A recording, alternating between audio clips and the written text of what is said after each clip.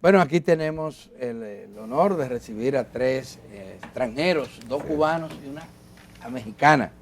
Se trata de Rocío Romero, quien es mexicana, Juan Carlos Camacho Sosa, cubano, y Sisto Martín, también cubano.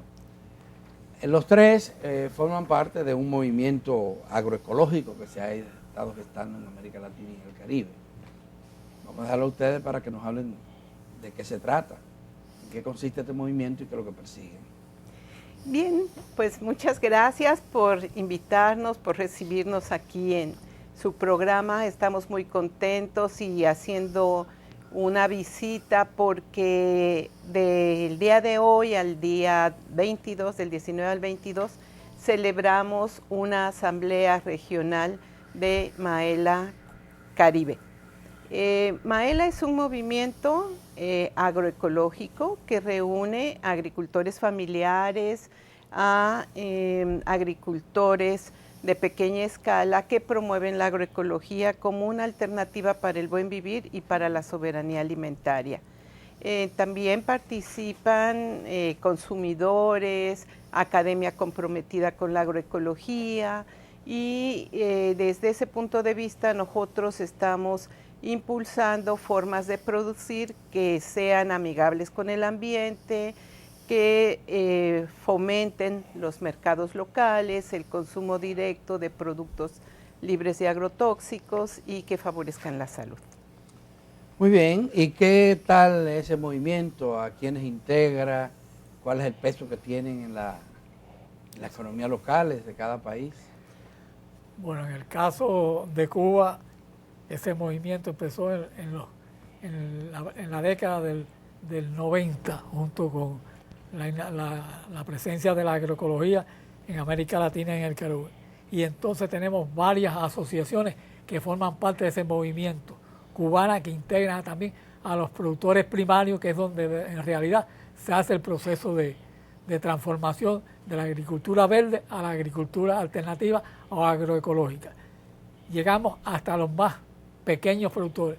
Tenemos un movimiento en Cuba que es el movimiento de agricultura urbana, suburbana y familiar, que abarca hasta la propia ciudad.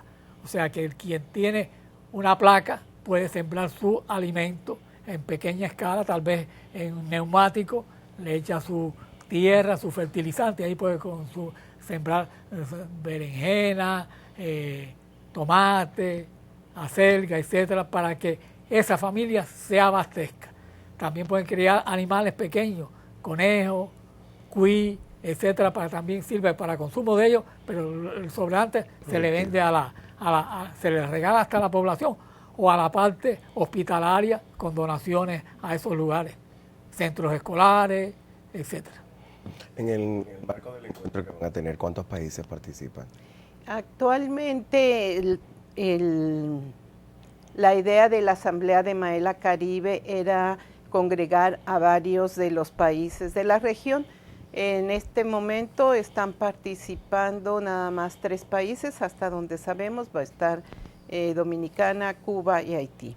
Estábamos esperando delegados de Puerto Rico y de otros países del Caribe, pero por diversos motivos no fue posible, pero al menos estos 3 países van a estar presentes.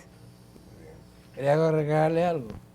Sí, primero agradecerle al canal que nos haya invitado para tener esta posibilidad de poder expresar la importancia que hoy, más que nunca, reviste el problema de la alimentación de la población y los pueblos de América y el Caribe. Hoy nos encontramos aquí tratando de celebrar una reunión que, valga la redundancia, de la región, donde, como decía mi compañera, van a participar algunos de los países. Y aprovecharemos el momento para entonces también introducir algunos de los métodos que ya en Cuba están puestos en marcha y que queremos que aquí en República Dominicana, que es un buen terreno, que es bastante asequible al clima de Cuba y en el caso de Haití eso, pues se llama un método LUME, que es un método de estudio que da pronto resultados, con resultados agroecológicos y siempre pensando en el buen vivir de la población. ¿En qué consiste? Es un estudio de factibilidad económica y productiva en varios sistemas, en el sistema tanto agrario como la producción de alimentos. Y entonces eso es un estudio que te da la posibilidad de decir dónde está el problema, cómo resolverlo, qué tiempo pudiera darte el traste del avance y ver, por supuesto, los avances que podemos esperar de él en un mínimo tiempo. En el caso de México, un país mucho más grande y con una tradición agropecuaria fuerte, bastante fuerte, ¿cómo este movimiento encaja? Bien, la agricultura en México tiene diversas modalidades. Hay una agricultura extensiva de producción de granos, sobre todo en grandes extensiones, donde se usan muchos agroquímicos para la producción, pero sigue existiendo la agricultura familiar, la agricultura campesina, que abastece de alimentos para la población en los mercados locales. Y una de las cosas que se ha observado es cómo sigue persistiendo el sector campesino en la actividad económica, proporcionando alimentos sanos y proporcionando alimentos que son adecuados y propicios a la cultura y a la población. En México, pues la producción de maíz, de frijol, de calabaza, de chiles, de jitomates, proviene en parte de la agricultura familiar para pequeña escala. Entonces, sigue siendo importante porque cuando hubo restricciones por el COVID, entonces la agricultura familiar a pequeña escala siguió abasteciendo los mercados locales. Es realmente agricultura familiar, lo de Cuba lo entiendo. Sembrar en las ciudades, eso lo hace una familia, ¿verdad? Sí. Definitivamente, pero satisface pequeñas necesidades de la familia, no todas las de la familia, porque no se puede crear ganado en un espacio muy limitado, pues carne, es decir, carne, pollo, ganado, etcétera. No se puede cultivar arroz, habichuelas, para ensaladas, hortalizas. La población, sin embargo, crecen y avanza. Y lo que vemos en América Latina, los datos, los macros, es que la producción agropecuaria cada vez más está en manos de plantaciones agrícolas, tanto intensiva como extensiva. El caso de lo intensivo es clave, sobre todo en los mismos casos de los vegetales, con aquello de la tecnología de los invernaderos. Así es. Todo lo demás queda marginado, incluyendo esa forma de producción campesina tradicional que el capitalismo ha hecho desaparecer totalmente. Nosotros estamos desde el Movimiento Agroecológico de América Latina y el Caribe tratando de impulsar nuevamente la producción campesina, revalorando. Pero es posible echar para atrás. Claro.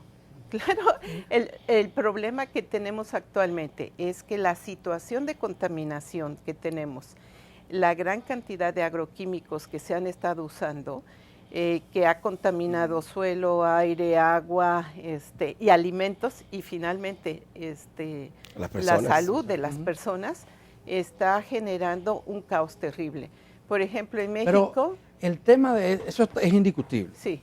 La contaminación y la presencia inclusive de residuos en los alimentos, de los agroquímicos, eso es evidente. Pero el problema es el siguiente. ¿Qué culpa tienen los campesinos para que sean los campesinos los que paguen ese precio?